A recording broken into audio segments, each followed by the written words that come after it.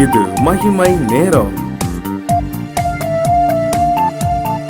ஆண்டவராகிய இயேசு கிறிஸ்துவின் ஈடு இணையற்ற நாமத்தில் மகிமை டிவி நேயர்களை இந்த மாயையா மகிமையா அப்படின்ற தொடரின் 6வது நாள் நிகழ்ச்சிக்கு அன்புடன் வாழ்த்தி வரவேற்கிறேன்.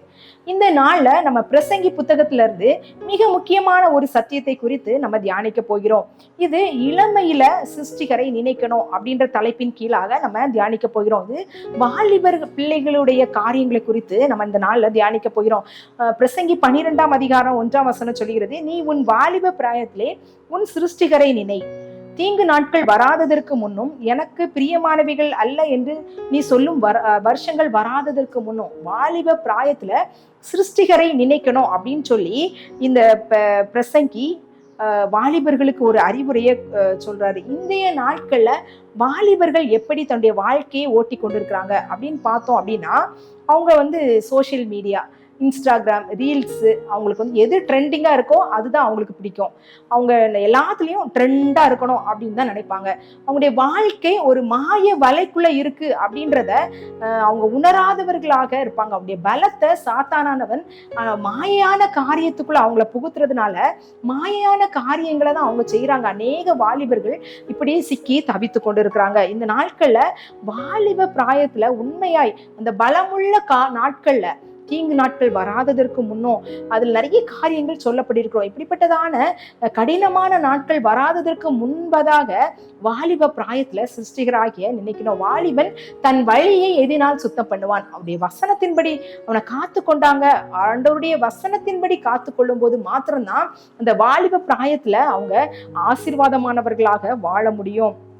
ஆனா இந்த சாத்தானானவன் நேர்மாறாக அவங்களை என்ன செய்யறான், திசை திருப்புகிறான். இந்த நாட்கள்ல முன்பதாக இருந்த காலகட்டத்தை காட்டிலும் இந்த நாட்கள்ல அநேக வாலிபர்கள் என்ன செய்யறாங்க, திசை திருப்பப்படுகிறாங்க. ஏன்னா எல்லார்ட்லயும் ஸ்மார்ட் போன் இருக்கு. அவங்க நிறைய காரியங்களை தவறான வழிகள்ல அதுல என்ன செய்யறாங்க, ஈடுபடுத்தப்படுறாங்க. தவறான காரியங்களை பார்க்கறாங்க, தவறான வீடியோவை பார்க்கறாங்க. அவங்களுடைய சிந்தனைகள் சிதறடிக்கப்படுகிறதாய் காணப்படுகிறது. இதன் மூலமாக சமுதாயத்துல பல சீரழிவுகள், சில சாபக்கேடுகள், சில தேவையில்லாத காரியங்கள் நடப்பதற்கு கூட இதெல்லாம் காரணமாய் காணப்படுகிறது. இந்த சாத்தானானவன் இந்த வாலிப பிராயத்தில் உள்ளவர்களை உபயோகப்படுத்துறான். எதுக்கு அப்படின்னா, அவங்களை அழித்து விடணும், மாயைக்குள்ள அவங்களை சிக்கி அழித்து விடணும் அப்படின்னு சொல்லி. இந்த நாட்கள்ல நம்ம தியானிக்க போகிறதான 2 நபர்கள் வாலிபர்களை குறித்து நம்ம தியானிக்க போகிறோம்.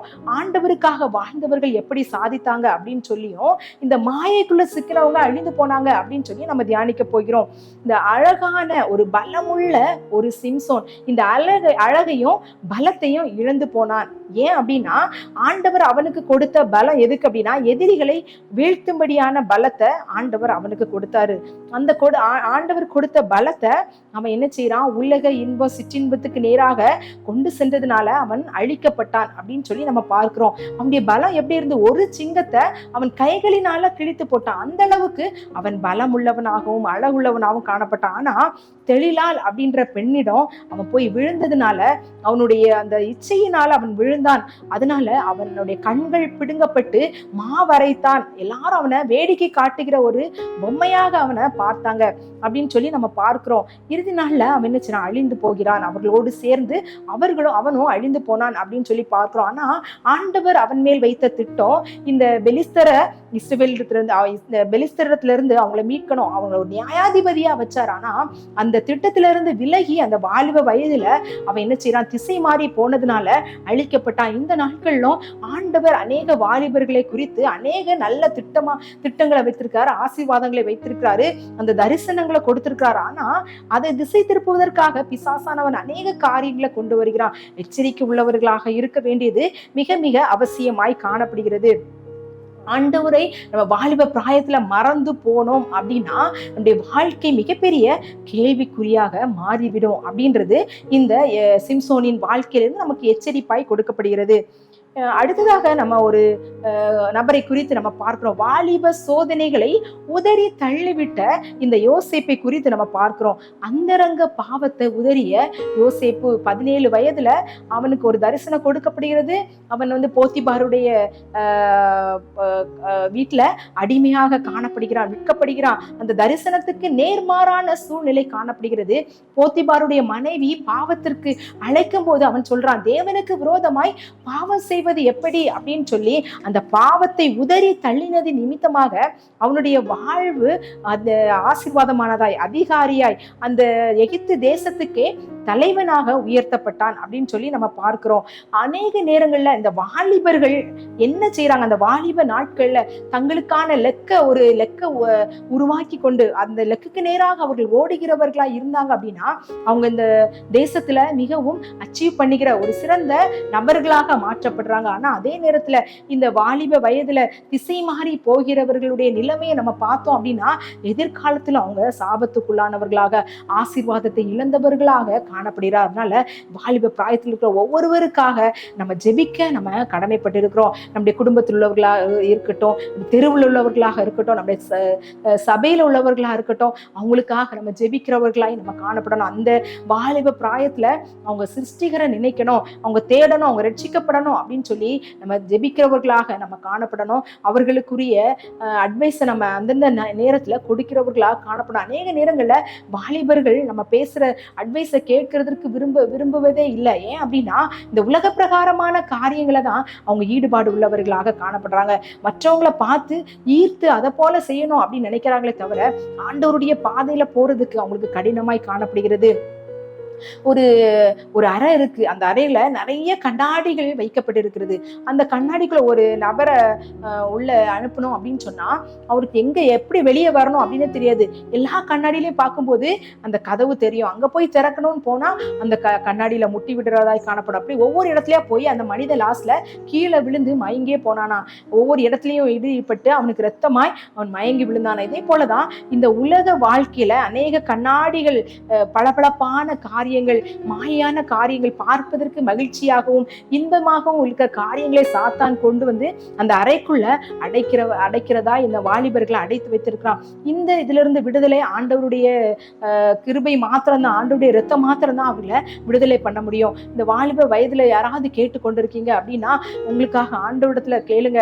நான் வாலிப பிராயத்துல ஆண்டவருடைய அன்பை நான் ருசிக்கணும், ஆண்டவருக்காக வாழணும், இந்த மாய வலையில சிக்க கூடாது அப்படின்னு சொல்லி நீங்க ஜெபிக்கணும் அப்படின்னு சொல்லி நான் விரும்புறேன். இந்த மாய கண்ணாடி அறைக்குள்ள இருந்த இந்த மனிதனை போலதான் சாத்தான் அவன் உங்களையும் வைத்துக் கொண்டிருக்கிறான். இந்த காரியத்திலிருந்து வெளியே வரணும் ஆண்டவர் விரும்புகிறாரு.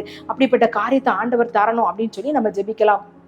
எங்களை அதிகமாய் நேசிக்கிற எங்கள் அன்பின் கர்த்தாவே, இந்த நாள் ஆண்டவரே வாலிப பிராயத்துல இருக்கிற ஒவ்வொருவருக்காக நாங்கள் ஜெபிக்கிறோம். எங்களுடைய குடும்பங்களில, எங்களுடைய திருச்சபைகள்ல, எங்களுடைய தெருக்களில ஆண்டவரே இருக்கிற ஒவ்வொரு வாலிபர்களுக்காக நாங்கள் ஜெபிக்கிறோம். ஆண்டவரே வாலிப பிராயத்துல சிருஷ்டிக்கிற நினைக்க சொல்லியிருக்கீங்க. ஆண்டவரே வாலிபனே உன் நிலைமையில சந்தோஷப்படு, ஆனா எல்லாவற்றிலும் தேவன் உன்னை நியாயத்துல கொண்டு வந்து நிறுத்துவார் என்று அறி என்று ஆண்டவரே இந்த பிரசங்கில நாங்கள் வாசிக்கிறோம் கர்த்தாவே. ஆண்டவரே வாலிப பிராயத்துல ஆண்டவரே சாத்தானானவன் அவர்களை மாய வலை ஆண்டவரே இந்த சோசியல் மீடியா, ஆண்டவரே இன்னும் தேவையில்லாத இந்த மொபைல்ல அடிக்ஷன், இன்னும் நிறைய பாவ பழக்க வழக்கங்கள், இன்னும் ஆண்டவரே போதை பொருட்கள்னால ஆண்டவரே அடிமைப்பட்டு கொண்டிருக்கிற ஒவ்வொருவருக்காக நாங்க ஜெபிக்கிறோம். உண்மையான விடுதலை ஆண்டவரே ஒவ்வொரு பிள்ளைகளுக்கும் நீ கட்டளையிடுவீராக. பிசாசானவன் ஆண்டவரே கட்சிக்கிற சிங்கம் போல ஆண்டவரே வாலிபர்களை விலகி விடாதபடிக்கு உடைய பரிசுத்த ஆவியானவர் அவர்களை இடைக்கட்டி பாதுகாத்துக் கொள்வீராக. தவறான நண்பர்களுக்கு விலக்கி பாதுகாப்பீராக. ஆண்டவரே தவறான செயல்களுக்கு விலக்கி பாதுகாப்பீராக. ஒவ்வொரு நாளும் ஆண்டு வழி நடத்துவீராக. ஆண்டவரே படிக்கிற பிள்ளைகள் ஒழுங்காக தங்களுடைய படிப்பை கவனத்தோடு படிக்க நீங்க உதவி செய்யுங்க. வேலை தேடுகிறவர்கள் தங்கள் ஆண்டவரே முயற்சியை அந்த வேலை தேடுவதில் ஆண்டவரே முயற்சியை ஆண்டவரே கவனத்தோடு செய்ய உதவி செய்யுங்க. வேலை செய்கிறவர்கள் அதை கவனத்தோடு செய்ய உதவி செய்யுங்க. ஜாக்கிரதை உள்ளவர்களாய் ஆண்டவரே வலதுபுறம் இடதுபுறம் சாயாமல் வழியில நடக்கும்படியான கிருபையை கட்டிடுங்க.